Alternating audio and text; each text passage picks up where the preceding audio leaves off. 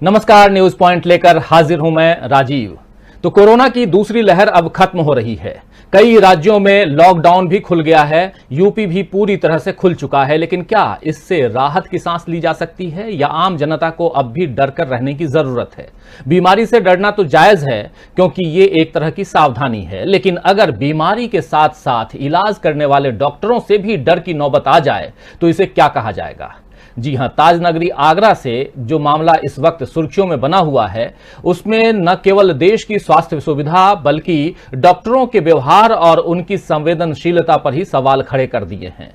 दरअसल एक video viral हुआ है दोस्तों, जो आगरा के पारस हॉस्पिटल का है। इस वीडियो के सामने आने के बाद अस्पताल प्रशासन पर कोरोना की दूसरी लहर के दौरान ऑक्सीजन की सप्लाई रोककर 22 मरीजों को मार डालने के आरोप लग रहे हैं। अस्पताल के मालिक का वीडियो सोशल मीडिया पर वायरल हो रहा है, जिसमें वो अपनी करतूतों के बारे में बता रहा है। मामला तूल पकड़ते ही यूपी के मुख्यमंत्री योगी आदित्यनाथ ने सख्त रुख अख्तियार कर लिया है। उन्होंने पारस हॉस्पिटल को सीज करने के आदेश दिए हैं। इस मामले पर आगरा के डीएम प्रभु एन सिंह का क्या कहना है, आइए इसे देखते हैं।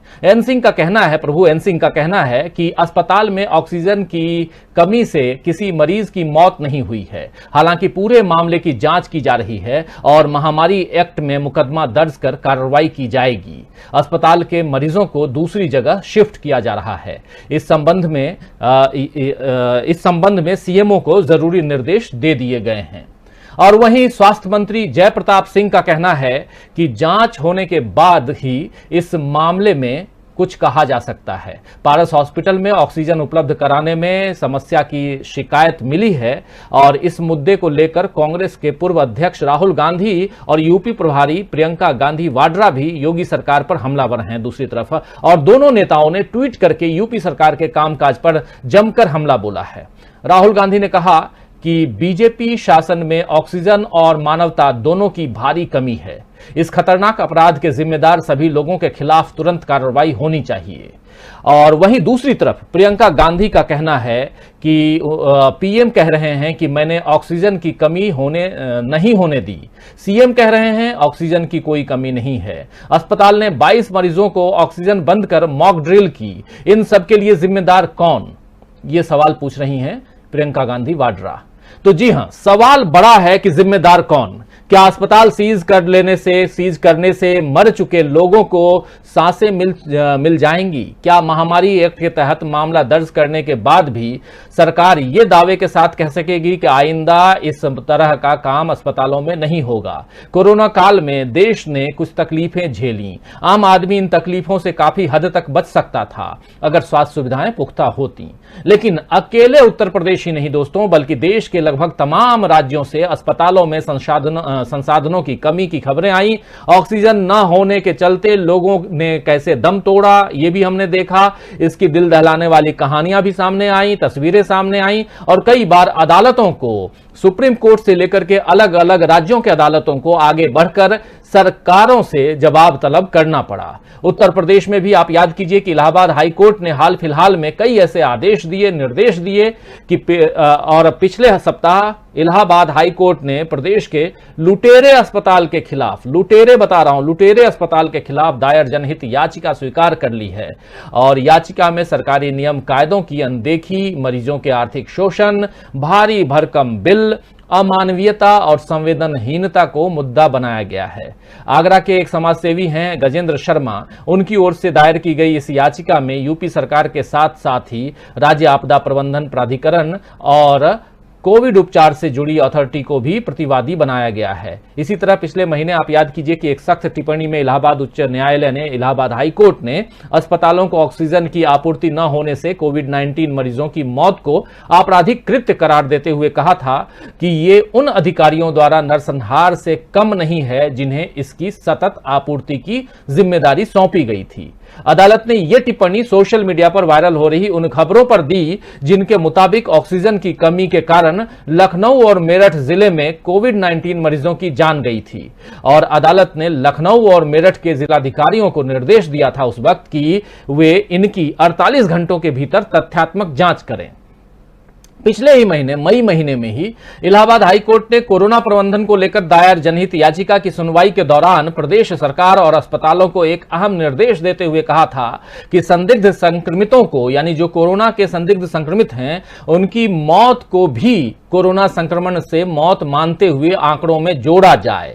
आपको यह बता दूं दोस्तों कि कई लोगों को कहा जाता है कि सस्पेक्टेड हैं, ये कोरोना सस्पेक्टेड, तो क्या कोरोना के संदिग्ध अगर माना जा रहा है तो और उनकी मौत हो गई तो क्या ये कोरोना से मौत नहीं माना जाएगा? ये और इसी पर इलाहाबाद हाईकोर्ट ने कहा था कि उनका जो कोरोना से संक्रमित लोगों की जो मौत है उनको भी इसमें उन आंकड़ों में जोड़ा जाए। और इलाहाबाद हाईकोर्ट ने यह भी कहा था कि संदिग्धों की मौत को संक्रमित न मानते हुए बिना कोविड प्रोटोकॉल के उनका अंतिम संस्कार करना बड़ी भूल होगी।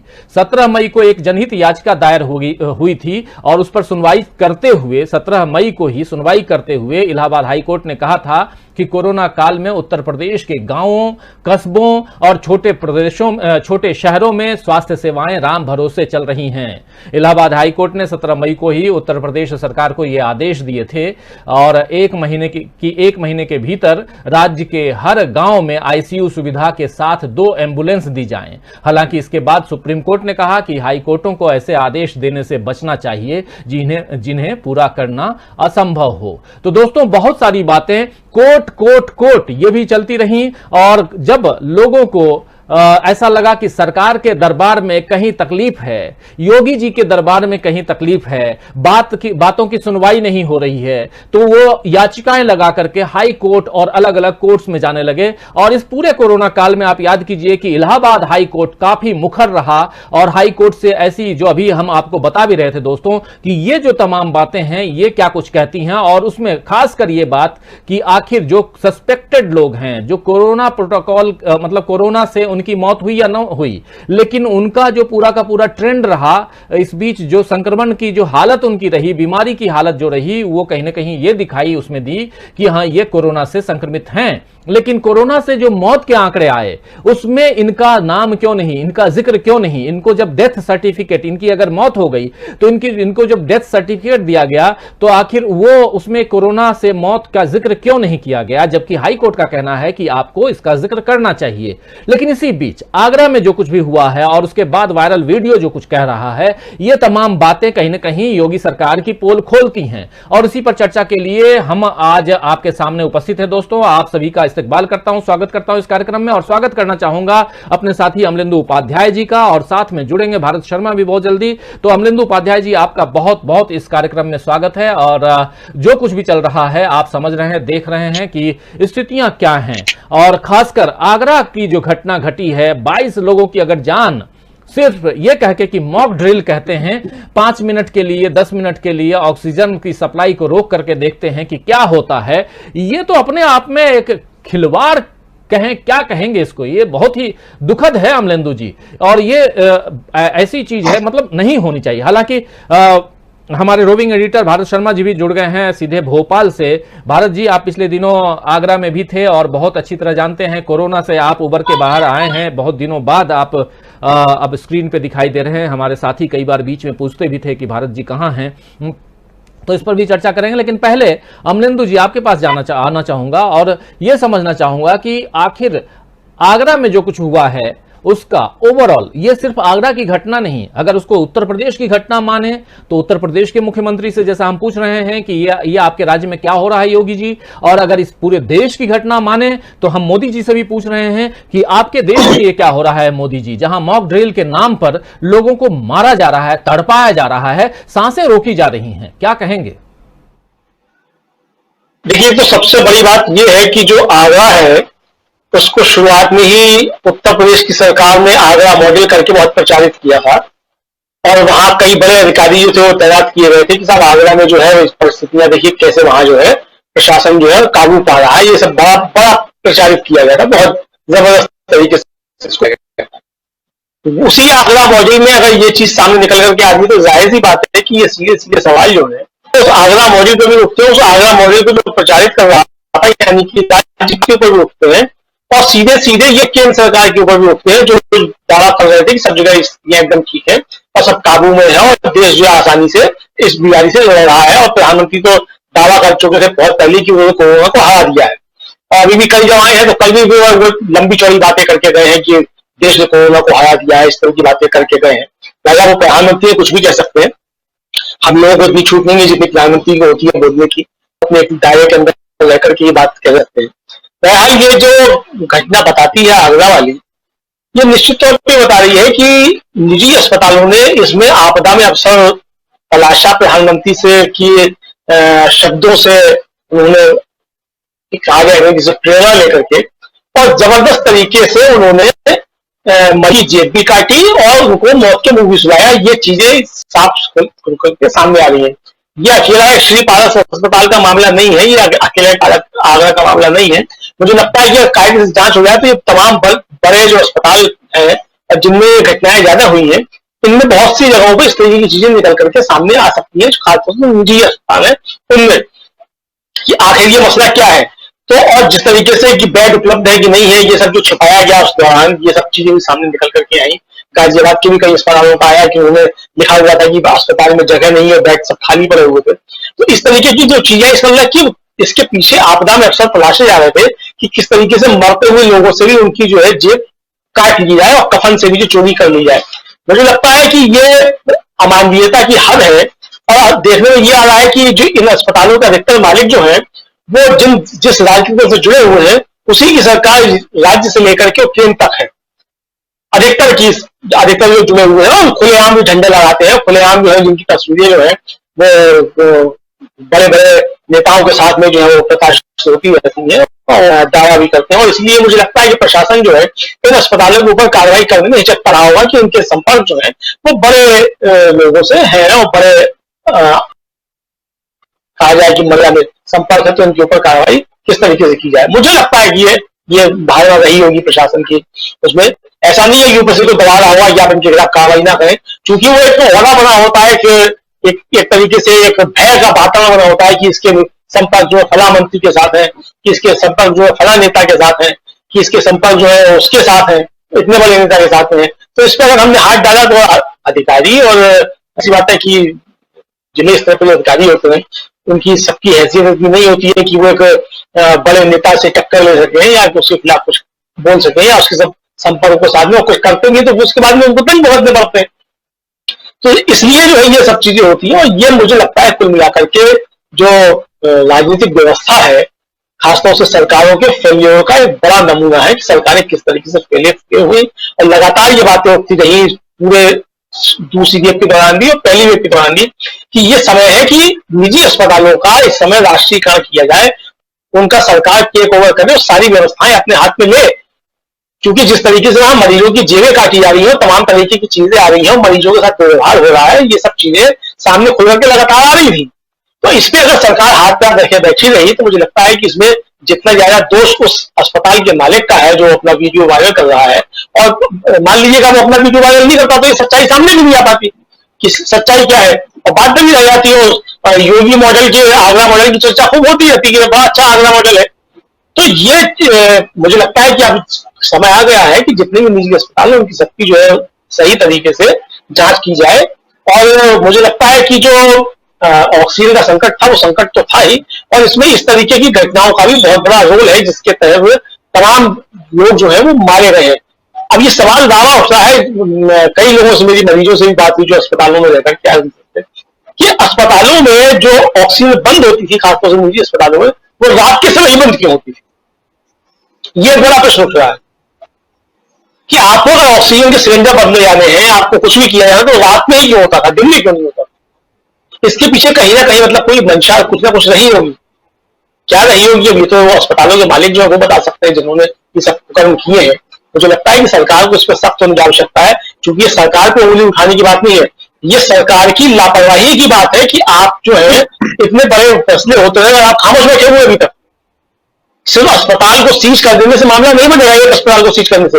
इस तरह आवश्यकता है कि सारे निजी अस्पताल जो है उनकी सबकी जो जांच की जाए, ये देखा जाए कि कितने अस्पताल होगी वहां भर्ती हुआ के, और एक बड़ी पैमाने पर जो है ये जांच की जाए कि कितने का बिल बनाया गया और कितना टेस्ट लगा जिसका बिल नहीं दिया गया। ये सारी चीजें भी इस समय देखने की है। और मुझे लगता है कि बहुत बड़ा एक रैकेट जो है बहुत बड़ा इन निजी अस्पतालों का हो सकता है जिन्होंने आपदा में अवसर प्रधानमंत्री के आप वचन से ग्रहण किए हैं। जी अली जी। जी जी जी, भारत जी सीधे आपके पास आना चाहूंगा। आप तो भुक्तभोगी हैं, बहुत सारी चीजें हैं, आपके अनुभव खुद हैं, वो मैं चाहता हूं कि आप साझा कीजिए, और साथ साथ इस पूरे कोरोना काल में जो कुछ रहा है और खासकर उत्तर प्रदेश का जो हाल है वो जरा मैं समझना चाहता हूं। और ये तो एक सामने जो एक खबर आई है, और वो भी आगरा के पारस हॉस्पिटल की खबर, वो सामने तो है ही, लेकिन बहुत सारी बातें जो आपसे सुनना चाहता हूं। और इसलिए आज स्पेशली आपको मैं बोला भी कि आप बैठिए इस कार्यक्रम में और जरा बताइए कि क्या कुछ चल रहा है इस सेकेंड लहर में, जो बातें चली हैं उसको समझना चाहता हूं आपसे। देखिए, आगरा की आप जो बात कर रहे हैं, सबसे पहली चीज तो यह है कि आगरा में हेल्थ का प्राइवेटाइजेशन बहुत ज्यादा हुआ और बहुत पहले हुआ है ना। चूंकि इंटरनेशनल टूरिस्ट आता था तो इंटरनेशनल टूरिस्ट के साथ में उसको मेडिकल टूरिज्म से भी जोड़ा गया। और आगरा की जो हेल्थ फैसिलिटीज हैं, देखिए आप अगर आगरा के गांव के इलाकों में जाएंगे तो वहां के लोग आगरा जाने के बजाय भरतपुर जाना पसंद करते हैं, जयपुर जाना पसंद करते हैं, धौलपुर जाना पसंद करते हैं, वो आगरा में इलाज कराने नहीं जाते। और उसका कारण यही है कि सारे बड़े बड़े हॉस्पिटल्स है वहां पर, और उनकी जो फीस है, मतलब इतनी ज्यादा है, इतनी ज्यादा है। मेरे एक परिचित हैं जो बीमार हुए थे और आगरा के हॉस्पिटल में भर्ती रहे थे। आप अंदाज लगाएंगे कि 5 लाख रुपए की तो उनकी केवल जांचें करा दी गई थी। 9.5 लाख रुपए खर्च करने के बाद भी वो व्यक्ति ठीक नहीं हुआ था। तो आगरा की जो स्थिति है, आगरा की जो हेल्थ फैसिलिटीज है बहुत भयानक है। दूसरी चीज मैं इसमें जो कहना चाह रहा हूँ, अमलेंदु जी ने एक बात कहा कि एक डिमांड उठ रही है कि सरकारी जो जितने भी प्राइवेट हॉस्पिटल्स हैं उनको आप सरकारी बनाइए। कौन डिमांड कर रहा है? वही लोग जो देशद्रोही कहलाते हैं, वही लोग तो कर रहे हैं ना। नरेंद्र मोदी की जो नई जो स्वास्थ्य नीति है, मुझे लगता है कि आपको अगर याद हो, देशबंधु में उस समय हम लोगों ने काफी इस पे लिखा भी था। वो स्वास्थ्य नीति ये कहती है कि जितने डिस्ट्रिक्ट हॉस्पिटल है देश के, उनका सबका प्राइवेटाइजेशन कर दिया जाए पीपीपी मॉडल पर। वो अलग बात है कि कोरोना आ गया और उसके बाद और फिर उन्हीं देशद्रोहियों के विरोध के चलते ये जो है ये पीछे टल गया मामला। वरना अभी तक हिंदुस्तान के सारे जो हॉस्पिटल्स हैं, खासकर डिस्ट्रिक्ट हॉस्पिटल, उनको प्राइवेट कर दिया जाता और उनको किसी न किसी मेडिकल कॉलेज से अटैच कर दिया जाता, प्राइवेट मेडिकल कॉलेज से, सरकारी से नहीं, है ना। तो कुल मिला के आपकी स्थिति की अगर हम बात करें तो देश के लोग ये बात देख रहे होंगे कि प्राइवेट मॉडल कितना सक्सेस है। आप देखेंगे कि आपने जितने प्राइवेट हॉस्पिटल्स हैं, आपने उनसे टेस्ट करने का अधिकार छीन लिया। अब होता यह है कि एक पेशेंट आपके सरकारी हॉस्पिटल आपके पास है नहीं। मैं अगर भोपाल जैसे शहर की अगर बात करूं तो एक डिस्ट्रिक्ट हॉस्पिटल है और एक मेडिकल कॉलेज है। केवल 2 जगह हैं जहां पर आप पेशेंट्स को भर्ती कर सकते हैं। लेकिन जब हजारों की संख्या में पेशेंट निकल रहे हैं तो फिर आप उनको कहां लेकर जा रहे हैं? सारे के सारे प्राइवेट हॉस्पिटल में। दूसरी एक और चीज देखिए आप, जो फर्स्ट फेज रहा, उस फर्स्ट फेज में हमने ये पूरा बताने की कोशिश की कि प्राइवेट हॉस्पिटल जो है उनमें व्यवस्थाएं सरकारी हॉस्पिटल से अच्छी है। हम अगर ये देखें कि जितने मंत्री और अधिकारी और बड़े अधिकारी और इवन मध्य प्रदेश में तो मुख्यमंत्री तक बीमार पड़े तो ये सब प्राइवेट हॉस्पिटल्स में जाके भर्ती हुए। तो पब्लिक के बीच में इन्होंने प्राइवेट हॉस्पिटल की ब्रांडिंग की और ये बताने की कोशिश की कि प्राइवेट हॉस्पिटल्स बहुत अच्छे हैं, इसीलिए लोग उसकी तरफ गए। सरकारी सिस्टम को आपने वैसे ही खत्म कर दिया है। तो अब आप देखेंगे कि जब आप ब्रांडिंग कर रहे हैं तो लोग वहां पर जाएंगे, और जब लोग वहां पर जाएंगे तो उनको किस तरीके से लूटा जा रहा है आप ये देखिए। मुख्यमंत्री, मैं अगर मध्य प्रदेश जैसे स्टेट की बात करूं, मैं आगरा की भी अभी आपसे बात करूंगा, मुख्यमंत्री ये कह रहे हैं कि आयुष्मान कार्ड चलेगा, लेकिन हॉस्पिटल के जो संचालक हैं वो आयुष्मान कार्ड वालों को भगा रहे हैं डांट के कि आपका आयुष्मान कार्ड या नहीं चलेगा।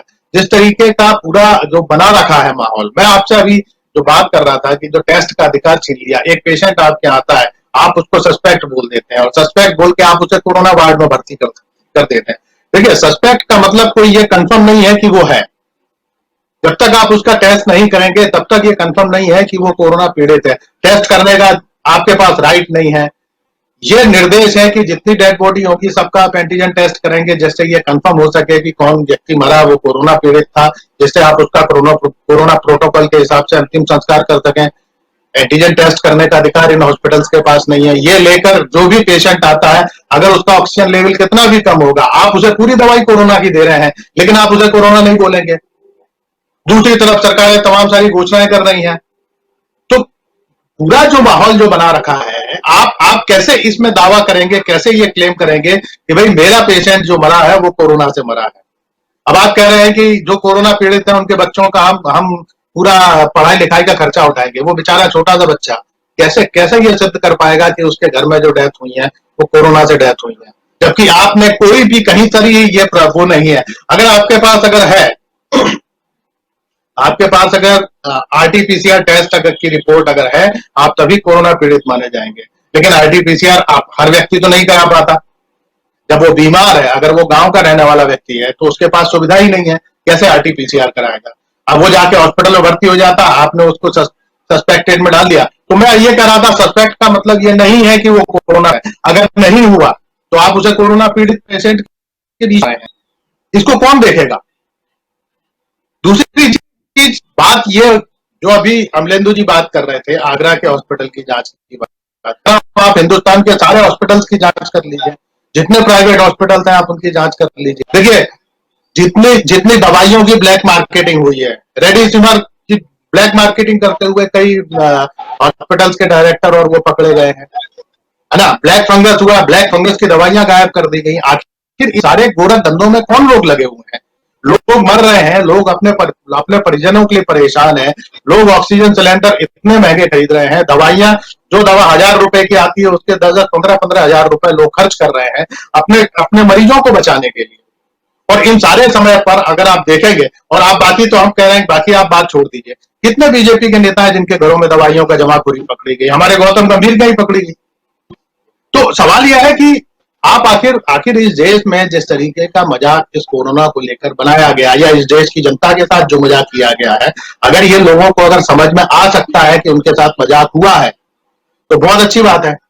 अगर नहीं आता है तो भी बहुत अच्छी बात है। हम तो ये कहेंगे कि 2024 में आप फिर एक ऐसी ही सरकार लाइए जो आपके साथ फिर 5 साल मजाक करे बैठ के, है ना। पिछले 6 साल से हम लोग केवल मजाक झेल रहे हैं इस देश में। कोई भी ऐसा एक काम हमको नहीं नजर आता है जिसमें हम कह सकें कि यार ये काम बहुत अच्छा हुआ है ना। आप अगर बात करेंगे, जो भी लोग जो समर्थन की बात करते हैं वो केवल हिंदुत्व के कुछ मुद्दे उठा के, मैं ये साफ पूछता हूं कि भाई जो मर रहे हैं क्या वो हिंदू नहीं है।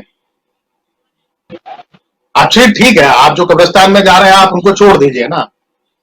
मैं तो आपसे सीधे पूछ रहा हूं, जो मर रहे हैं क्या वो हिंदू नहीं है, आप उनके लिए क्या कर रहे हैं। तो ऐसा हिंदुत्व किस काम का कि जो केवल दंगे कराने के लिए आपको हिंदुओं की जरूरत है। अगर वो बेरोजगार है, अगर वो भूखा मर रहा है, अगर उसके बच्चे नहीं पढ़ पा रहे हैं, है ना, तो फिर आप उस स्थिति में आप क्या करेंगे। अब मैं आपको बात आगरा जिले की कर रहा हूं। तो पूरा आगरा जिले का जो रूरल एरिया है, मैं वहीं से आ रहा हूं कुछ दिन पहले। डॉक्टर नाम की चीज नहीं है, केवल जो झोला छाप डॉक्टर हैं वो ये पूरा काम कर रहे हैं। हम लोगों ने बहुत पहले एक सुझाव दिया था सरकार की तरफ कि भाई जितने जो ये जो झोला छाप डॉक्टर है, जिनको हम आरएमपी कहते हैं, या जो चूंकि उनका वो डायरेक्ट कनेक्शन में रहते हैं, क्यों नहीं सरकार उनको 1 हफ्ते की ट्रेनिंग दे के और उन्हें दवाई किट दे देती है, जिससे वो कम से कम गांव के पेशेंट को ठीक कर सकें। अब आप देखेंगे कि गांव के अंदर पूरे जो लोग हैं वो कोई नीम का काढ़ा पी रहा है, कोई बबूल का काढ़ा पी रहा है, कोई दालचीनी का काढ़ा पी रहा है। तो ये सब इस तरीके के, कोई नीम गिलोय का काढ़ा पी रहा है, जिसको जो समझ में आ रहा है वो उस हिसाब से अपना इलाज करा रहा है। दूसरा जाता है जो आरएमपी डॉक्टर है, वो 4-5 इंजेक्शन डाल के, वो कौन सा इंजेक्शन है उसको कोई नहीं जानता, उनको बोतलें चढ़ा देते हैं।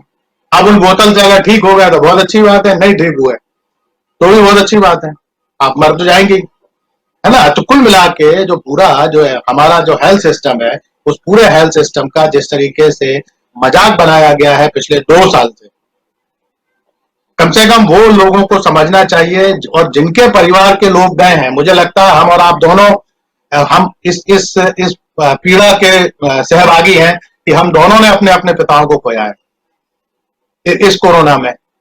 तो हम लोगों ने इन चीजों को देखा है, हम लोगों ने इन चीजों को भुगता है। अगर मैं आज आपके सामने बैठा हूं, मैं आपसे अभी थोड़ी देर पहले जब मेरी बात हो रही थी, मैंने आपको खुद बताया था मेरी स्थिति ऐसी थी जो मेरे अपने पिताजी से ज्यादा थी पूरी, लेकिन हो सकता है कि उम्र का अंतर हो, इस वजह से मैं बच गया। तो ये कुल मिला के जो बात है कि आपके पास कोई सिस्टम है ही नहीं। दूसरी चीज, हम जर्नलिस्ट हैं तो हमारे अप्रोच है, हम डॉक्टर से बात कर सकते हैं, डॉक्टर हमें दवाइयां बता सकते हैं जिन्हें लेकर हम खा सकते हैं घर में ही बैठकर। लेकिन ये सुविधा हर किसी व्यक्ति के साथ नहीं है ना। हिंदुस्तान की बड़ी आबादी ऐसी है जिसके पास ये सुविधाएं नहीं है। और वो क्या कर रहे हैं, किस तरीके से चीजों को कर रहे हैं, और हॉस्पिटल किस तरीके से अपने लंबे लंबे बिल फाड़ रहे हैं, है ना। तो ये कुल मिला के जो जो बात जो हो रही है, असल में ये पूरा झगड़ा जो है, ये मेरी आपसे पहले भी एक बार बात हुई थी, ये पब्लिक हेल्थ सिस्टम का है। जिन जिन देशों में पब्लिक हेल्थ सिस्टम अच्छा था, उन सारे देशों में कोरोना की वजह से नुकसान नहीं हुआ है। और जो प्राइवेटाइजेशन के पीछे भागते रहे, वो चाहे अमेरिका हो, चाहे ब्राजील हो, चाहे ब्रिटेन हो, हम पूरे अगर यूरोप के देशों को देखेंगे तो, और इंडिया में तो इतना डेटा मैनिपुलेशन किया गया है, इतना डेटा मैनिपुलेशन किया गया है, जहां 300 लोग मरते थे वहां आप 3 लोग बता रहे थे। न्यूयॉर्क टाइम्स ने 40 से 42 लाख लोग लिखे हैं, लेकिन जो बहुत सारे जो एक्सपर्ट है, हेल्थ एक्सपर्ट, वो ये मानते हैं कि 1 करोड़ से ज्यादा लोग इस सेकंड वेव में गए हैं। अब इन आंकड़ों को लेकर बहुत सारे लोग हैं जो डेटा कलेक्शन का काम कर रहे हैं, और हो सकता है कि कुछ समय बाद आपके सामने, हमारे सामने वो डेटा भी आए जिसमें एक्चुअल जो फिगर है ना, वो निकल के सामने आए।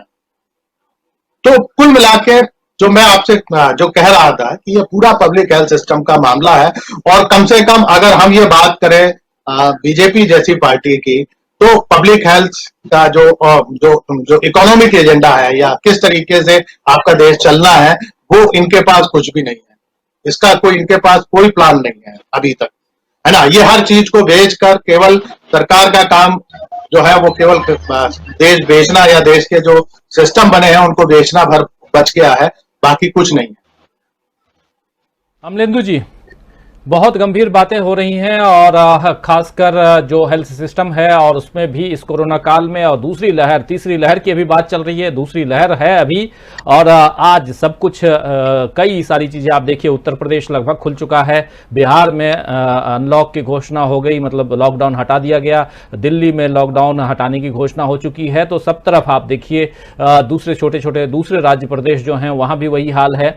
कुल मिलाकर के अब लोग काम पर लग रहे हैं, बहुत अच्छी बात है, लेकिन साथ साथ अपने अपने स्वास्थ्य का ख्याल रखिए। इसलिए रखिए दोस्तों, क्योंकि हेल्थ सिस्टम कैसा है हिंदुस्तान का, ये आप सब देख चुके हैं। हमने और भारत जी ने तो अपने अपने पिता को खोया है इसी कोरोना काल में, और उसके अलावा बीमारी को तो झेला ही है। और इसके साथ साथ आगरा की बात हम कर रहे हैं, जहां एक मॉक ड्रिल की जो खास तस्वीर सामने आई है, वीडियो सामने आया है, वो क्या कुछ कह रहा है, वो अगर देखें तो 20 लोगों की जान चली गई।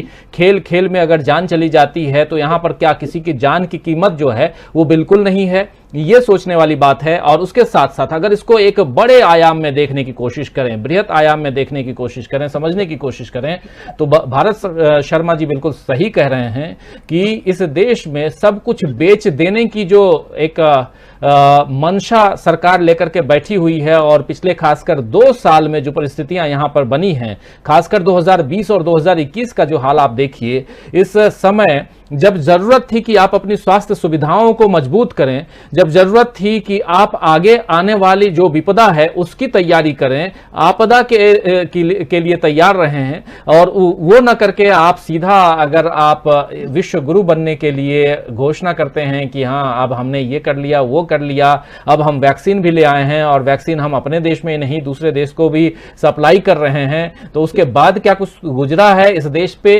क्योंकि जो हुक्मरान हैं वो कई लेयर के साथ, जहां कोरोना का वायरस भी नहीं आ सकता, और बाकी क्या कहें कि परिंदा भी पर नहीं मार सकता, लेकिन हम और आप सामान्य लोग हैं, हम लोग घूमते फिरते हैं, और हम लोगों में से अपने अपने परिजनों को अगर खोना, और या हमारे कोई जो अपने हैं वो चले जाएं इस दुनिया से, और या बीमार पड़ जाएं, परेशानी में रहें, और उनके पास ऑक्सीजन नहीं है, बेड नहीं है, अस्पताल नहीं है, और एम्बुलेंस नहीं है, तो क्या कहेंगे। और ऐसे में फिर गुस्सा तो आएगा ही। तो इसलिए ये बात समझने की जरूरत है। लेकिन साथ साथ जब सिस्टम की हम बात करते हैं, सरकार की बात करते हैं, और खासकर जब हम केंद्र सरकार की बात करें या उत्तर प्रदेश की सरकार की बात करें, अमलेंदु जी, यूपी मॉडल बहुत, इसमें भी हर जगह एक कुछ ना कुछ मॉडल यहां घुसाने की एक प्रवृत्ति हो गई है। जब सरकार आई मोदी की सरकार, तो गुजरात मॉडल लेके आए, फिर कोरोना से पार पाने के लिए आप यूपी मॉडल, लेकिन उसी यूपी में क्या हो रहा है अभी भारत शर्मा जी बता ही रहे थे। और ऐसे भी कई सारे ऐसे सारी तस्वीरें आई हैं जिसमें अगर आपको कोरोना पेशेंट है, लेकिन आपको कोरोना पेशेंट ना कह के संदिग्ध कहा जाता है, सस्पेक्ट कहा जाता है, और उसके बाद अगर नहीं रहे इस दुनिया में तो आप कहे जाएंगे, अगर हैं तब भी आप कोरोना के पेशेंट नहीं हैं। तो गिनती जो आती है कि हाँ जी 4 लाख से 3 लाख, 3 लाख से 2 लाख, 2 लाख से 1 लाख, अब 1 लाख से भी नीचे, देश के लिए बहुत खुशखबरी है, बहुत अच्छी बात है। लेकिन गांव गांव में जाकर के तस्वीरों को देखिए, अगर गिनिए और अगर मौत के आंकड़े निकालिए तो समझ में बात आती है कि आंकड़े कुछ और आ रहे हैं और ये कुछ और हो रहा है। मैं समझना चाहता हूं अमलेंदु जी आपसे कि आंकड़ों के छुपाने का खेल, चाहे केंद्र हो या राज्य हो, आखिर क्यों खेलती है? इससे क्या फायदा है? सच्चाई तो यह है, हकीकत तो यह है, जिस जनता के नाम पे, जिस जनता के वोट से आप चुन के आए हैं, उस जनता को परेशानी तो है ना, और उन परेशानियों पर पर्दा डालने का मतलब क्या होता है, ये जरा समझाइए मुझे। देखिए राजीव जी, आंकड़ों का खेल असल में इसलिए है कि हमको विश्वगुरु बनना है और हमको ये दिखाना है कि हमने जो है कोरोना पे विजय पा ली, सारी दुनिया जो है वो मुंह ताकती रही। कल भी जिस तरीके से प्रधानमंत्री का संबोधन था, जो दावा कर रहे थे कि तमाम विकसित देश है जो है सबको फ्री वैक्सीनेशन हो पाया है, बाकी कहीं नहीं हो पाया है, हमने जो है वैक्सीनेशन किया है, 100 साल में जो है ये आपदा पहली बार आई है, यहाँ वैक्सीन नहीं थी, 60% होती थी। मतलब एक तो पहली बात यह है कि हमारे प्रधानमंत्री को समझना चाहिए कि वो भारतीय जनता पार्टी के प्रवक्ता नहीं है, वो संबंधित थे, उनको समझना चाहिए वो भारत के प्रधानमंत्री 135 करोड़ लोगों का प्रतिनिधित्व करते हैं और दुनिया की सबसे बड़ी डेमोक्रेसी का प्रतिनिधित्व करते हैं। वो जब बोलते हैं तो सारी दुनिया उनकी तरफ देखती है कि भारत का प्रधानमंत्री क्या बोल रहा है। और आज मतलब कल प्रधानमंत्री बोले हैं, आज ही द हिंदू ने फैक्ट चेक स्टोरी कर दी है और उसने बड़ी लंबी सीरीज से ये बताई है कि आज से नहीं, मतलब 100 साल पहले से भारत जो वैक्सीन के क्षेत्र में अग्रणी है, और बाकायदा उसने दिखाया। और जो 60% का जो बता रहे थे प्रधानमंत्री कि वो 90% हो गया है, तो मालूम पड़ता है कि वो कुछ भी नहीं है। वो ऑपरेशन इंद्रधनुष जो है उसकी पोल की गोल खोल के उसने स्टोरी में रख दी है। फैक्ट चेक्स के लिए जो गवर्नमेंट के डाटा है उन्हीं के आधार पर। तो ये सारा खेल जो है, ये आंकड़ों का खेल जो है कि इसीलिए है ताकि जो है वो एक व्यक्ति विशेष की छवि जो सारी दुनिया में महान बनाई जा सके। अरे हमें उस व्यक्ति विशेष की छवि महान बनने से मतलब नहीं है, भारत महान है कि नहीं, ये सवाल इसका है। भारत महान बन रहा है कि नहीं बन रहा है? सारी दुनिया में छवि जो है इस कोरोना की दूसरी लहर के दौरान भारत की खराब हुई है। पूरी दुनिया ने भारत को धिक्कारा है कि ये कैसा मुल्क है जहां इतनी जो है बीमारी जो है इस तरीके से काबू नहीं दिख रही है और यहाँ का जो नेतृत्व है वो आराम से सोया हुआ है। तो ये बदनामी किसकी है? ये सिर्फ प्रधानमंत्री की बदनामी नहीं है, ये सिर्फ सरकार की बदनामी नहीं है, ये बदनामी भारत की है। और मुझे लगता है कि भारत की बदनामी करने से सरकार को भी बाजना चाहिए, बाकी जो जिम्मेदार लोग हैं उनको भी बाजना चाहिए। अगर आप आंकड़े सही देते तो इससे आपकी कोई बदनामी नहीं होती, बल्कि उन आंकड़ों से, सही आंकड़ों के आधार पर इस बीमारी को कंट्रोल करने में, काबू करने में आसानी होती। और मुझे लगता है कि दूसरी लहर जो आई है वो आई इसीलिए है क्योंकि पहली लहर के बाद जो है आंकड़े जिस तरीके से कम करके दिखाने की कोशिश की गई कि अब यहां से कोरोना भाग गया और फिर घोषणा कर दी गई कि हमने कोरोना में विजय पाई गई है, तो यही हुआ कि आपने जो है टेस्टिंग कम कर दी, टेस्टिंग की नहीं और मरीज जो थे अंदर ही अंदर वो फैलते रहे। और फिर जब एकदम से उसका विस्फोट हुआ तब वो सामने निकल करके आया कि ये तो दूसरी लहर आ रही है। दूसरी लहर नहीं, मुझे लगता है ये पहली लहर ही थी और पहली लहर क्या ही जो है जिस तरीके से छुपाया गया उसको, उसका विस्फोट जो इस तरीके से हुआ और सारा सिस्टम जो कहा जा रहा है वो सिस्टम सारा फेल हो गया। ये सिस्टम फेल होने की बात नहीं है, ये फेल होने की बात है सरकार की और जो जिम्मेदार लोग हैं उनके फेल होने की बात है कि उन्होंने इस आपदा के समय में भी सिर्फ थोथी शोशेबाजी से काम लिया। उन्होंने इस गंभीरता को समझा कि ये किस तरीके की बीमारी है। सारे कदम जो उठाए गए वो जो विपक्ष के लोग कहते रहे उस समय आपने नहीं उठाया, उसके आपने 1 महीने के बाद 2 महीने के बाद आपने फिर वही कदम उठाए, तब तक चीजें थी वो हाथ से निकल के जा चुकी थी। मुझे लगता है कि ये पूरा फेल्योर जो है वो केंद्र सरकार का पूरी तरीके से फेल्योर है और इसीलिए जो है वो आंकड़ों के साथ हेराफेरी करने की सब चीजें इससे ज्यादा खड़ा होगा कि आपका एक वैज्ञानिक जो है वो नौकरी से इसलिए इस्तीफा दे देता है कि सरकार उसको डाटा उपलब्ध नहीं करा रही है। जब सरकार वैज्ञानिकों को डाटा उपलब्ध नहीं कराएगी तो वैज्ञानिक लड़ेगा किस चीज पे? उस वैक्सीन का विस्तार होगा किस तरीके से? उसे मालूम कैसे पड़ेगा कि वैक्सीन में क्या क्या जो है अब परिवर्तन किए जाने हैं, क्या क्या इसके अंदर संशोधन किए जाने हैं, किस तरीके से इसका जो है असर हो रहा है कि नहीं हो रहा है, उसका असर हो रहा है तो क्या हो रहा है, उसे जब ये डाटा ही उसके पास नहीं है तो किस बात पे होगा? और इसीलिए आप देखिए कि हमारी वैक्सीन जो है दुनिया की और देशों की जो वैक्सीन आई है उनके मुकाबले उसकी पूछ करिए।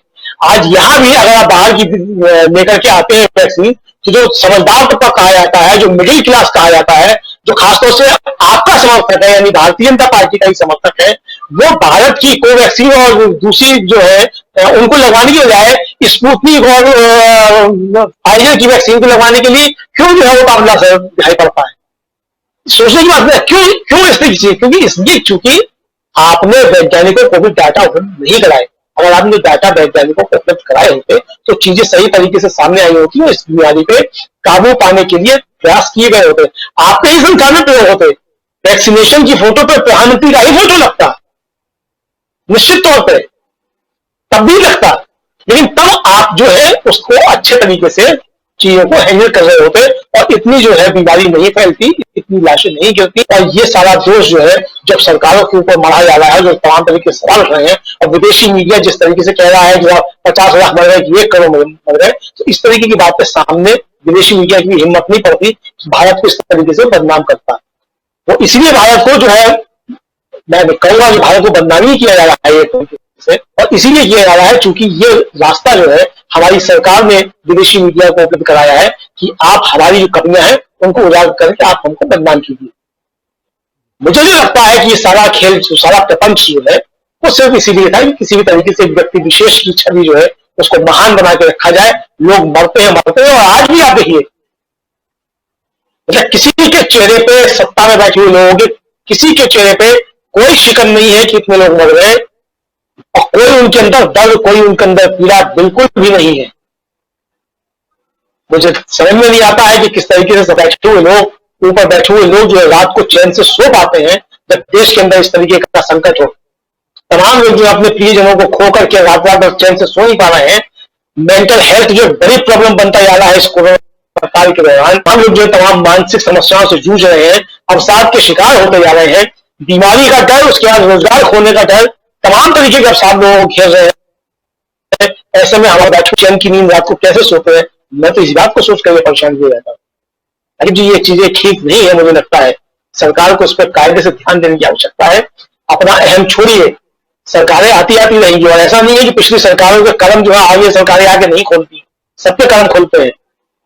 आप भी अगर कुछ करके जाएंगे तो ऐसा नहीं है कि ये सारी चीजें छिपी रह जाएंगी, बाद में भी खुलेंगी, और तब क्या स्थिति होगी। इतिहास जो बहुत निर्मम होता है, जब इतिहास लिखा जाएगा तो आज से 100 साल के बाद जब इतिहास लिखा जाएगा तो 100 साल के बाद आप जो है वो गोदी मीडिया से इतिहास नहीं लिखवा पाएंगे। 100 साल के बाद जो लोग इतिहास लिखेंगे वो असली इतिहास लिखेंगे, और इस इतिहास में लिखा जाएगा कि भारत में एक ऐसी सरकार थी जो चैन की नींद सोती थी जब देश में लाशें गिर रही थी।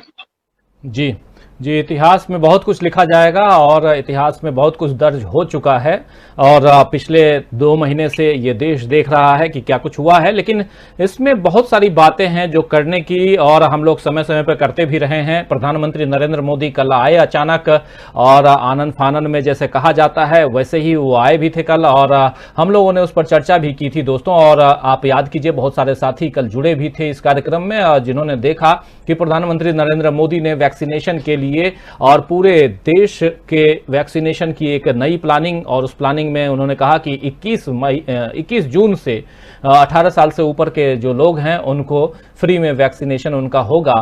लेकिन साथ साथ एक सवाल ये भी है कि आखिर जो फ्री में है तो फिर प्राइवेट हॉस्पिटल जो हैं वहाँ फ्री में क्यों नहीं, उनको पैसा क्यों कहा गया कि 25% जो हैं वो प्राइवेट हॉस्पिटल्स ले सकते हैं और वहाँ से आप जाकर के ले सकते हैं। लेकिन उसके साथ साथ वहाँ सर्विस टैक्स देना होगा आपको, 150 रुपये तो देना ही होगा। आखिर क्यों देना होगा, ये भी सवाल है। जब आखिर बार बार, भारत शर्मा जी आपके पास आना चाहता हूँ कि बार बार कई नीतियां बदली गई वैक्सीनेशन को लेकर के भी हमने देखा कि, और कल हम लोग चर्चा कर भी रहे थे, और अभी भी हम लोगों ने वही देखा है कि आप कभी कुछ और कहते हैं, आते हैं कुछ और कहते हैं, आप कुछ ला करके थोप देते हैं, उसके बाद में फिर उसका प्रयोग करने लगते हैं, और उसके बाद फिर कहते हैं कि नहीं जी ये ठीक नहीं, चलो आगे बढ़ते हैं, ये लिखा ये ठीक नहीं, चलो इसको मिटाओ दूसरा लिखो। ये आखिर क्या है? ये प्रयोगशाला है? यहाँ की जनता जो है क्या वो प्रयोगशाला है जहां पर जब चाहें जो चाहें वो कर लें, और भुगते जनता? आप तो बैठे हुए हैं अपनी ऊंची कुर्सी पे और वहां आप मोर को खाना खिलाते रहिए, चाहे आप फोटोग्राफी करते रहिए या वीडियोग्राफी कर बीच बीच में शेयर कीजिए कि मैं देखो कितना बढ़िया योग करता हूं, मैं कितना बढ़िया घूमता हूं, या अपने ऐशो आराम के जो भी हैं साधन हैं कई बार उनको दिखाने की कोशिश होती है। समझना चाहता हूं आपसे भारत जी कि जो परिस्थितियां अभी हैं इसमें सरकारें, चाहे राज्य सरकार हो चाहे केंद्र सरकार हो, केंद्र सरकार बहुत ही आराम से, कल जब मोदी जी भाषण दे रहे थे उस भाषण में उन्होंने कहा कि राज्य सरकारों के ऊपर हमने ये सौंपा था लेकिन राज्य सरकारें ये नहीं कर पाई, इसलिए अब हम फिर से करने जा रहे हैं, यानी वैक्सीनेशन का काम दोबारा लिया है। 1 मई से पहले हम लोग कर रहे थे, मतलब केंद्र सरकार कर रही थी, अब फिर से 1 मई के पहले वाली स्थिति हम निर्मित कर रहे हैं। लेकिन क्या आपको लगता है कि केंद्र की नीतियां जो बार बार बदलती रही हैं उसका असर जनता पर, सिस्टम पर, यहां की जो लचर व्यवस्था है जिसको दुरुस्त करना चाहिए उस पर नहीं पड़ेगा, नहीं पड़ रहा होगा? देखिए बिल्कुल पड़ रहा है। सवाल है, आप कह रहे हैं 1 मई के से पहले हम कर रहे थे, अब नहीं कर रहे। सवाल है ये जो 1.25 महीने का जो समय गया इसकी भरपाई कौन करेगा, है ना। आप मैं आपका कल ही एक आंकड़ा पढ़ रहा था कि हमारे यहाँ वैक्सीन जितनी तैयार हो रही है वो हमारी जनता की जो जरूरत थी उसके हिसाब से हम लोगों की तैयारी है, हमारे जो कारखाने हैं। लेकिन सवाल यह है कि आपने निर्यात को खोल दिया, आप दुनिया के तमाम दूसरे देशों को आप वैक्सीन बेच रहे हैं अपनी जनता की कीमत पर, और जब लोग इस पर सवाल करते हैं तो आप उन्हें उठा के जेल में बंद कर देते हैं, है ना। तो हमारे लोगों की जो वैक्सीन है वो आप दूसरे दुनिया के दूसरे देशों को भेज रहे हैं, एक चीज। दूसरी चीज जो मोदी जी कल कह रहे थे कि भाई हमारे यहाँ पहले वैक्सीनेशन का सिस्टम नहीं था, ये है, मुझे समझ नहीं आता कि प्रधानमंत्री अपने हर भाषण में पुरानी सरकारों को क्यों दोष देते हैं और ये क्यों बताने की कोशिश करते हैं कि इससे पहले कभी कुछ हुआ नहीं, यही एक अजूबे हैं जो आए हैं। हमारे हिंदुस्तान में 3 बड़ी कंपनियां थी वैक्सीन बनाने की, जिन्होंने दूसरी विश्व युद्ध में भी दुनिया को वैक्सीन सप्लाई की थी। मतलब ये बात मैं कर रहा हूं अंग्रेजों के समय की, अभी की नहीं कर रहा। तो वैक्सीनेशन जो हिंदुस्तान में जो वैक्सीन बनाने की जो कंपनियां थी वो उस समय भी बहुत अच्छी थी। दूसरी मैं आपको एक चीज बताता हूं, आपको अगर याद हो कि बीच में कुछ ऐसी घटनाएं हुई जहां वैक्सीन लगाने से बच्चों की मौतें हुई, ये शायद आप लोगों को हम सबको ही याद है कि कुछ बच्चे मरे थे। वो क्यों मरे थे? वो इसलिए मरे थे, देखिए ये अकेले नरेंद्र मोदी को मैं दोष नहीं दे रहा हूं, ये मनमोहन सिंह सरकार के समय की बात है। वो जो 3 बड़ी कंपनियां थी उन तीनों को बंद कर दिया गया, और किस आधार पर बंद कर दिया गया कि साहब इसकी छत छोटी है, जो उसके कारण बताए गए थे। वो आपको अगर याद हो उस समय भी मैंने इस पर स्टोरीज मैंने देशबंधु के अंदर लिखी थी, जब ये तीनों फैक्ट्रियों को बंद किया जा रहा था, और उसके पीछे जो कारण बताए गए थे वो बहुत इतने छोटे छोटे थे कि आप कुछ लाख रुपए खर्च करके उन फैक्ट्रियों को बचा सकते थे। लेकिन आपको प्राइवेटाइजेशन करना था, और प्राइवेटाइजेशन इसलिए करना था क्योंकि बिल गेट्स वैक्सीन बना रहे थे, और बिल गेट्स हिंदुस्तान में उन वैक्सीन को सप्लाई करने वाले थे। तो जिन बच्चों की मौत हुई वो बिल गेट्स की वैक्सीन से हुई, हमारे देश की वैक्सीन से नहीं हुई, है ना। तो कुल मिला के जो प्राइवेटाइजेशन के पीछे जो ये सरकारें भागती हैं, आप अगर आज तारीख में देखेंगे हमारे टोटल बजट का 2% भी हेल्थ के ऊपर नहीं है। और अगर आप स्टेट गवर्नमेंट्स की अगर स्थितियां देखेंगे, स्टेट गवर्नमेंट तो और भी कम खर्च करना चाहती है। आज जो जितने भी डॉक्टर्स की बात करें या जो पैरामेडिकल स्टाफ है आप अगर उसकी बात करें, तो या तो उन्हें ठेके पे भर्ती की जा रही है उन लोगों की, तो उनकी कोई रेस्पॉन्सिबिलिटी नहीं है। दूसरी चीज, या फिर उनको संविदा पर आप नियुक्त कर रहे हैं। प्राइवेट हॉस्पिटल्स की स्थिति यह है, अभी जो अमलेंदु जी कह रहे थे कि रात में क्यों बंद होती है, प्राइवेट हॉस्पिटल्स में आपको मैं बता रहा हूं कि उनके पास एमबीबीएस डॉक्टर्स को भर्ती नहीं करते। ये सारी व्यवस्था देखने के लिए उन लोगों ने आयुष डॉक्टरों की भर्ती की है, आयुर्वेद वालों की, होम्योपैथ वालों की। वो इन परिस्थितियों से निपटना जानते ही नहीं है। अगर मेडिकल इमरजेंसी होगा तो वो मेडिकल इमरजेंसी को नहीं, क्योंकि वो उतने ट्रेंड नहीं है। ये केवल एमबीबीएस जो डॉक्टर हैं या जो एमबीबीएस जिनको एलोपैथ की जानकारी है वही कर पाते हैं। मैं ये नहीं कह रहा, आयुर्वेद का मैं कोई विरोध नहीं कर रहा। रामदेव जैसे बहुत सारे लोग हैं, या हमारे यहाँ प्रज्ञा ठाकुर गौमूत्र पी के ठीक हो जाती हैं, लेकिन ये सब इससे सब लोग ठीक नहीं होते। लोगों को दवाई चाहिए होती है ना। और बाद में हुआ भी है कि प्रज्ञा ठाकुर के अपने ही सारे लोग बीमार हो गए स्टाफ के। बहरहाल वो अलग मुद्दा है, लेकिन कुल मिला के जो बात है वो ये है कि आपके पास एक समय था। मैं अगर फर्स्ट वेव और सेकंड वेव की बात करूं तो इस बीच में आपके पास समय था। दुनिया में दूसरे देशों में सेकंड लेयर आ रही थी, दुनिया के दूसरे देशों में लॉकडाउन हो रहा था, उस समय आपको पता था कि हमको ऑक्सीजन की जरूरत पड़ेगी, उस समय आपको पता था कि हमको दवाइयों की जरूरत पड़ेगी, ना आपने ऑक्सीजन के लिए कोई नई व्यवस्था की, ना अपने दवाइयों की मात्रा बढ़ाने के लिए या उसकी कितनी मात्रा आपकी जरूरत होगी इसके लिए। ये पहली ऐसी सरकार है जिसके पास हेल्थ एक्सपर्ट की कोई कमेटी नहीं है, और बाद में जो बनाई थी उसमें भी जो उसके प्रेसिडेंट थे वही इस्तीफा देके भाग गए।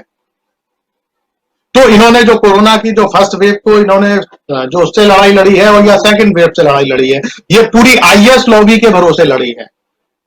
देखिए, एक आईएएस बहुत एक्सपर्ट हो सकता है लेकिन वो हेल्थ एक्सपर्ट नहीं होगा। और अगर ये बात करूं कि हिंदुस्तान में कितने आईएएस डॉक्टर हैं, तो आपको बहुत उंगलियों पे आप गिन पाओगे कि जो एमबीबीएस या मास्टर्स करने के बाद जिन्होंने आईएएस का एग्जाम दिया और उसके बाद वो आईएएस बन गए, तो ऐसे बहुत कम लोग होंगे।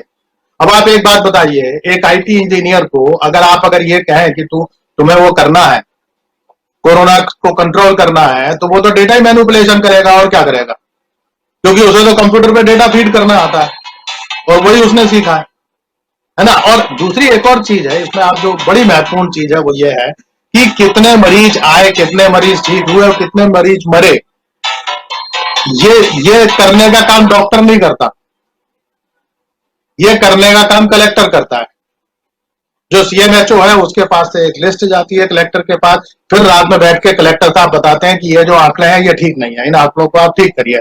तो फिर रात में सुबह के समय कलेक्टर साहब उन आंकड़ों को जारी कराते हैं। तो सवाल है कि जब आप एक आईएएस के ही भरोसे चला रहे हैं पूरा का पूरा सिस्टम, तब फिर आपको कैसे हेल्थ में आप जीत पाएंगे? भाई वो लॉ एंड ऑर्डर का मामला है, वो रेवेन्यू का मामला है। आईएएस हो सकता है लॉ एंड ऑर्डर बहुत अच्छे तरीके से कंट्रोल कर सके, और इसीलिए ये हो रहा है कि हम देख रहे हैं कि शहरों में बेतरतीब बैरिकेड लगे हुए हैं, लोगों में डंडे बरसाए जा रहे हैं, क्योंकि वो हर चीज को लॉ एंड ऑर्डर से ही सुधारना चाहते हैं। लोगों के पास दवाइयां है कि नहीं है? यहाँ भोपाल शहर के अंदर तो मैं देखता हूँ कि दवा बाजार के रास्ते सारे बंद कर दिए गए हैं। अब आपको अगर दवा बाजार अगर पहुंचना है दवाई खरीदने के लिए, तो आपको पूरे भोपाल का चक्कर काट के कम से कम 15 से 20 किलोमीटर आपको चक्कर काट के दवा बाजार पहुंचना पड़ेगा।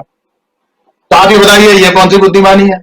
और ये किस तरीके से की है? छोटी छोटी गलियों तक में आपने बैरिकेड लगा रखे हैं, और हर जगह 2 पुलिस वाले डंडे लेके बैठे रहते हैं, जो मिल जाए उसी में सूट देते हैं बेचारे बैठ के, है ना, क्योंकि वो खुद भी फ्रस्ट्रेटेड हो रहे हैं। आखिर वो भी पिछले 1.5-2 साल से यही तो ड्यूटी कर रहे हैं, और कर क्या रहे हैं? तो कुल मिला के जो पूरा, जो मैं वही अभी जो कह रहा था कि एक मजाक इस देश के साथ किया जा रहा है ना। और उसमें भी तीसरी एक और चीज है, मेरा भी एक मित्र है जो हेल्थ एक्सपर्ट है, वो मुझे बता रहे थे कि 15 जून से कोरोना खत्म हो जाएगा 15 सितंबर तक के लिए। तो मैंने कहा ये कैसे होगा? तो उन्होंने कहा होगा। तो ये कोरोना कब खत्म होगा ये सरकार तय करती है। देखिए, आप जैसे ही बंगाल में चुनाव आया, जैसे ही बाई इलेक्शन शुरू हुए, कोरोना खत्म हो गया। लेकिन आप जैसे ही चुनाव हार गए, जैसे ही ये हुआ, आपको कुंभ करना था तो कोरोना नहीं था, है ना, लेकिन रमजान आया तो कोरोना था। तो सारी चीजों को आप धर्म के चश्मे से देखकर आप चलेंगे, है ना, और सारी चीजों को आप अपने हिसाब से करेंगे। अब आप देखिए, उत्तर प्रदेश में वो होने वाला है चुनाव अगले साल, 5 राज्यों में चुनाव होगा। आप देखिएगा, ये सर्दियों में कोरोना खत्म हो जाएगा, फिर वो फरवरी मार्च तक कुछ नहीं होगा, उसके बाद फिर कोरोना शुरू हो जाएगा। तो ये कुल मिला के देश के साथ मजाक किया जा रहा है ना। और मुझे लगता है कि लोगों को इस बात को गंभीरता के साथ समझना चाहिए, क्योंकि इतनी भयानक स्थिति मैंने अपनी जिंदगी में कभी नहीं देखी। मेरी उम्र भी 50 साल की हो गई है। आज हालत ये हो रहा है कि आप अपने किसी भी परिचित से अगर बात करते हैं, या किसी भी परिचित के बारे में आप जानकारी लेने की कोशिश करते हैं, तो उसके घर में कोई ना कोई व्यक्ति गया है। इतनी भयानक स्थिति है। तो कम से कम ये लोगों को ये समझना चाहिए कि अगर उनके परिजन हैं तो भगवान करे, हम तो यही उम्मीद करेंगे कि वो सुरक्षित रहे। अगर इन विपरीत परिस्थितियों में भी अगर उनको दवा मिल पा रही है या ऑक्सीजन मिल पा रही है, तो हम तो ये कहेंगे कि वो बड़े खुशकिस्मत हैं, हम नहीं थे। तो कम से कम उनको ये बात समझना चाहिए, और सरकार के ऊपर इस बात के लिए प्रेशर बनाना चाहिए कि आप इसकी लड़ाई ढंग से लड़िए। ये जो मजाक बना रखा है, या आप जो अपनी मार्केटिंग करते हैं वैक्सीन के नाम पर भी, आप अपनी असफलताओं को भी अपनी सफलता बना के जो जनता को आप ब्रेन वॉश करने की जो कोशिश करते हैं, कृपया आप ब्रेन वॉश ना करें। आप लोगों की मदद करें, लोगों को मदद की जरूरत है। बिल्कुल सही कह रहे हैं भारत जी, बहुत सारी बातें आपने बताई और इस कोरोना काल में, और जैसा आप बता रहे हैं, और ये बात बिल्कुल सोचने वाली है। हालांकि बहुत ही दुखदाई समय जो है पिछला बीता है, और खासकर याद कीजिए अप्रैल और मई का महीना, ये 2 महीना इस देश के लिए कितना घातक था, ये जिन लोगों ने अपने परिजनों को गंवाया है वो समझ सकते हैं, या जो लोग हॉस्पिटल और इधर उधर दर दर भटकते रहे ऑक्सीजन के लिए या दवाइयों के लिए, अब उसमें कहाँ क्या खामी है, क्या गलती है, क्या सही है, इस पे मैं जाना नहीं चाहूंगा। लेकिन ये 2 महीना बहुत ही कष्टदायक रहा, और आने वाले समय में ये कष्ट ना आए, ये दुख ना आए, किसी को ना झेलना पड़े, यही इच्छा है हमारी, यही चाहत रहेगी कि आगे ना हो। लेकिन जैसा 15 मई से लेकर के सितंबर तक कोरोना नहीं होगा, उसके बाद फिर स्थितियां थोड़ी सी बदलेंगी, लेकिन उसके बाद फिर 5 राज्यों का चुनाव होगा, इसलिए फिर कोरोना नहीं होगा, उसके बाद फिर कोरोना होगा। तो आखिर ये कोरोना का रोना जो है वो कब तक चलता रहेगा, ये भी देखने वाली बात है। दूसरी तरफ जैसा कहा जाता है कि ये मैन मेड आपदा है, इंसानी आपदा, इंसानों के द्वारा बनाया गया, अगर ये भी माने, लेकिन प्रधानमंत्री जी के शब्दों में अगर कहें तो ये बहुरूपिया है, जो रूप बदल कर आता है। कल भी भाषण में उन्होंने कहा था कि ये बहुरूपिया है, रूप बदल कर आता है। तो इस रूप को पकड़ने की जरूरत जो है वो भी है, और इसके लिए साइंटिस्ट काम कर रहे हैं और उनको मदद करनी चाहिए, सरकार की तरफ से मदद देनी चाहिए। लेकिन यहाँ पर बात ये आती है कि मदद तो दूर चलिए, कौन पहले सबसे पहले कैच करता है और पूरे दुनिया के सामने भाषण देकर ये बताता है कि हम तो अब विश्व गुरु बन गए हैं और आने वाले समय में पूरी दुनिया को हम वैक्सीन सप्लाई करेंगे। बहुत अच्छी बात है, आपके पास ज़्यादा से ज़्यादा वैक्सीन हो, आप अपने देश के 135 करोड़ की आबादी को आप वैक्सीन लगवा दीजिए, सुरक्षित रखिए आबादी को। हम सब जितने भी जो भी जनता इस देश के हैं उसको सुरक्षित रखिए, और उसके बाद में आप भेजिए बाहर। इसीलिए तो पूछ रहे थे लोग पिछले दिनों कि हमारे बच्चों की वैक्सीन आपने विदेश क्यों भेज दी, ये कैंपेन भी चला था, उस पर भी नाराजगी हुई थी। कई लोगों 25 लोगों के खिलाफ इसी दिल्ली में FIR दर्ज करवा दी गई, क्योंकि वैक्सीन के बारे में पूछा क्यों गया। और इस बीच जो लोग इस पर काम कर रहे थे, जो लोग लोगों की मदद कर रहे थे, श्रीनिवास भी जो यूथ कांग्रेस के हैं, उनको भी उनके साथ भी पूछताछ। उसके अलावा कई लोग जो बाहर निकल के, पप्पू यादव आज जेल में हैं, उनको भी, पप्पू यादव हालांकि अभी हॉस्पिटल में है लेकिन फिर भी कैद में तो हैं ही वो।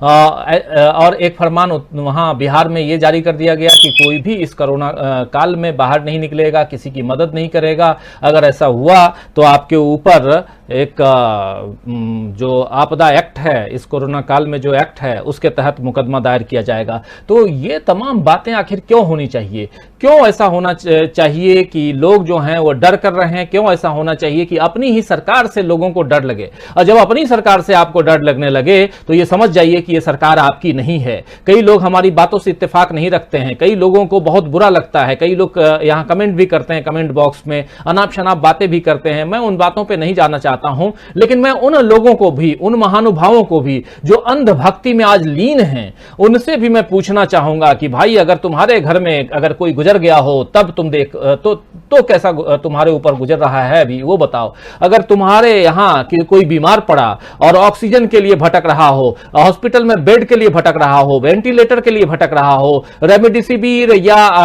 आइवरमेक्टिन या और तमाम तरह की दवाइयों के लिए भटक रहा हो, और वो अगर आपने झेला हो तो आप बताइए कि क्या है। और अगर इस इतने बड़े देश में आज तक मात्र 2% आप अपने GDP का, अपने इसका बजट का अगर आप नहीं दे पा रहे हैं स्वास्थ्य सुविधाओं के लिए, तो इससे ज्यादा और दुखद क्या हो सकता है। सब कुछ बेच देना है, सब कुछ जो है वो निजी हाथों में दे देना है। दे दीजिए। आपने, जैसे एक साथी ने लिखा भी कि राफेल तो आपने अंबानी और अदानी को दे ही दिया था उसके लिए, क्योंकि आप ये असलम ने, शायद असलम चिश्ती ने लिखा था कि तो आप दे दो, ये भी कर लो आप कि चलो वैक्सीन भी बना लो, जो भी बनाना है, जिसको भी बनाना आप दे रहे हैं, ऐसे वैक्सीन बनाने के लिए भी अच्छी बात है। ज्यादा से ज्यादा उपलब्धता होनी चाहिए वैक्सीन की। वैक्सीन लगवाने के लिए कोविन जो ऐप है उस पर भी सुप्रीम कोर्ट ने कहा कि वो ऐप चल ही नहीं रहा है। और दूसरी बात, जिनके पास आंख नहीं है, जिनके पास स्मार्टफोन नहीं है, वो उस ऐप को कैसे डाउनलोड करेंगे, उस ऐप में जाकर के वो कैसे अपना नाम वहां पर रजिस्टर करेंगे, ये सब बात भी सोचनी तो होगी। सब कुछ डिजिटल कर देना है। नोटबंदी लाए, डिजिटल किया आपने, पेटीएम से लेकर के तमाम कंपनियों को आप आगे बढ़ा दिए, इसलिए क्योंकि वहां से आपको आपकी कंपनी, आपकी पार्टी को चंदा मिलेगा। और जब चंदा कितना मिला है इसके बारे में अगर पूछा जाता है तो बॉन्ड लेकर के आ गए और कह रहे हैं कि नहीं जी हम बताएंगे नहीं। और जब ये बातें सीधी सीधी पूछी जाएंगी तो बातें बुरी लगती हैं, लेकिन देश की जनता सब कुछ समझती है, सब कुछ जानती है। प्रधानमंत्री जी बोल भी रहे थे ना अभी कल के भाषण में कि लोग सोशल मीडिया पे और तमाम जगहों पे ऐसी बातें वैसी बातें, मोदी जी हर चैनल को हर और विरोध में जो लोग बातें कर रहे हैं बहुत अच्छी तरह से देखते हैं, समझते हैं। लेकिन सिर्फ विरोध करने की बात नहीं है कि इस मंच पे भी आकर के हम सिर्फ और सिर्फ विरोध करें। बात ये आती है कि आखिर काम क्यों नहीं होना चाहिए, और अगर वो नहीं होता है तो तकलीफ तो होगी ही। अमलेंदु जी, अब समय ज्यादा नहीं रहा, लेकिन फिर भी मैं जानना थोड़ा सा आपसे ये समझना चाहूंगा, बिल्कुल कम समय है, 4 मिनट का समय है, आखिर कब तक चलता रहेगा इस देश में? लगातार हम देख रहे हैं कि पीएम मोदी का ग्राफ गिर रहा है, लेकिन अंधभक्ति जो है वो कहीं कम नहीं हो रही है। अंधभक्ति वहीं की वहीं है। आपके अपने लोग, अंधभक्तों के अपने लोग भले मर जाएं, लेकिन वो कहेंगे उनका तो समय ही हो गया था जाने का, इसलिए चले गए। वो ये नहीं कि इस सिस्टम के कारण, इस सरकार की गलतियों के कारण वो गए हैं। उसमें भी अगर आप तो कितना ढकते रहोगे, कब तक ढकते रहोगे? एक न एक दिन गुब्बारा तो फूटेगा ना अमलेंदु जी। देखिए, निश्चित तौर पर गुब्बारा फूटेगा और गुब्बारा फूट रहा है। अब बात यह है कि गुब्बारा एकदम से फूटेगा कि धीरे धीरे उसके अंदर से हवा निकलेगी, बात बस ये है।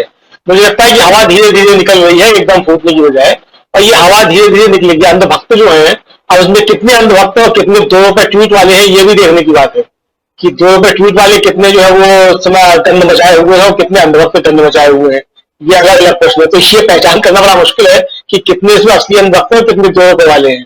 तो बहरहाल अगर 2 रुपए वाले भी हैं तो 2 रुपए वाले बेचारे अगर अभी नौकरी कर रहे हैं तो उनके लिए अच्छा है, रोजगार उनका चलता रहे, तो इसी तरीके से काम करते रहे कि चलिए सरकार में किसी को तो 2 रुपया मिल रहा है इस सरकार से, इसका समर्थन लेने के लिए 2 रुपये मिल रहा है, बहुत अच्छी बात है।